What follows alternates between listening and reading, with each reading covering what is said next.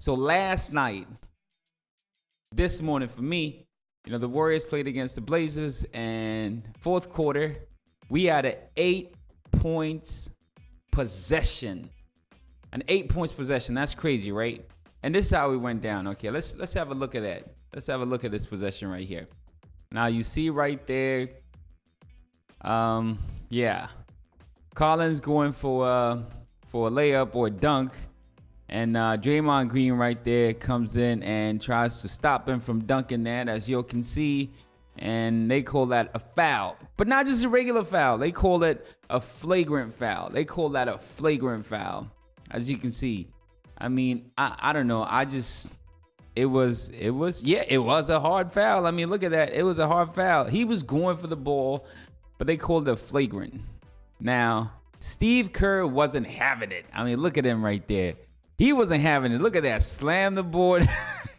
And look at him, man. Like he wants to fight somebody. Steve Kerr. No wonder Michael Jordan punched him in the face. Well, that was uncalled for. That was a low blow right there. But yeah, he was mad, yo. He was ready to fight somebody out there. And he got ejected.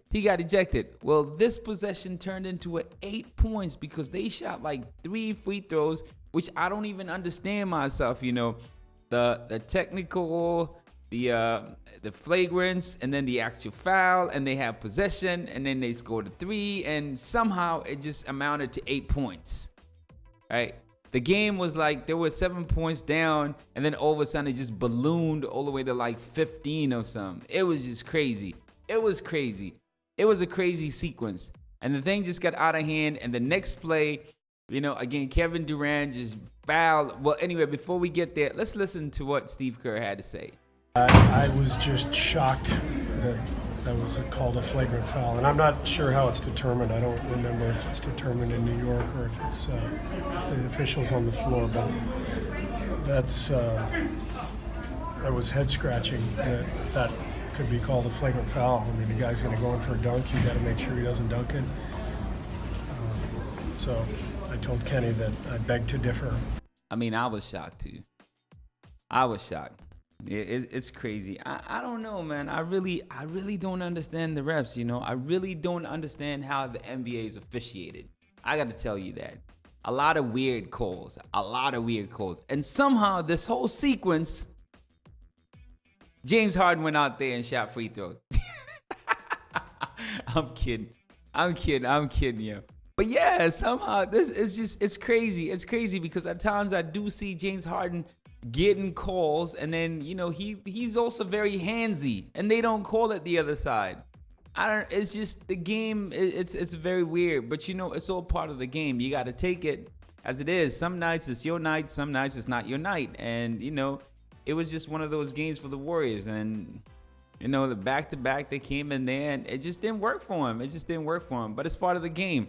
I mean, you got to understand it's part of the game. This is going to happen. Whatever it is, if you think, the the refs are out to get you or whatever it is, it's part of the game. It's part of the game. Human errors and all that. It's part of the game. I mean, I used to get mad and all that. I'm like, whoa, refs and all that. If you see the refs are doing, if they calling the game a certain way, you know what you got to do. Make adjustments. That's what you got to do. Great players will do that. It doesn't matter how it's called. You just know this is going to be a tougher game. Right. They got physical and calls are not being called, but the other side calls are getting called. It was just part of that game. That's the way it was. But yeah, it was an okay game. Okay. So enough of that and all that.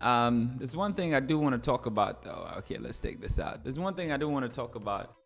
I want to talk about ESPN's favorite personality, favorite athlete, and the GM/player of the Los Angeles Lakers, LeBron James, and the Lakers as a whole, right? Yeah. Going into the All-Star break, it has been such a long time since LeBron and his team have been under 500 going into the All-Star break. It's been such a long time. This has happened. I mean, I called it that I don't think the Lakers are going to make it into the playoffs. Now I'm starting to hear a lot of people come out and talk about it like the Lakers might not make it to the playoffs. And then I'm hearing a whole lot of stuff that, this is still not a failure on the business end side of it.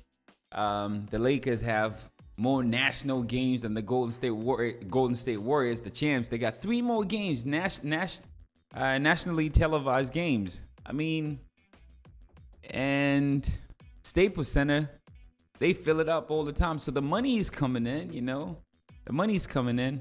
But if LeBron does not make it, or the Lakers do not make it into the playoffs, is this a failure? Is this experiment a failure?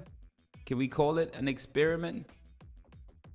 Do you think this is a failure for the first year if they don't make it to the playoffs? I'm asking you. I'm posing that question out there. I just want to know. I want to know your thoughts. What do you think? Will this be a failure if the Lakers do not make it into the playoffs? Do you think they're going to make it, first of all? Do you think that they're going to make it? I think they're not going to make it. I mean, I said it before, and I'm going to say it again right now. I'm looking at the schedule. I talked about it yesterday, and I'm telling you, I am stating that the Lakers are not going to make it into the playoffs. The West is just tough, and I do not think they're going to make it. So, just if according, I don't know, if you believe that they're going to make it, then yeah, just hypothetically, if they do not make it, if you think the same thing like I think that they're not going to make it, would this be a failure if they do not make it the first year? If they do not make it into the playoffs. So let me know what you think. All right, your boy WaUkweli. I hope you're enjoying your day today. Happy Valentine's to all the lovers out there. I am out of here. Peace. JB, what up?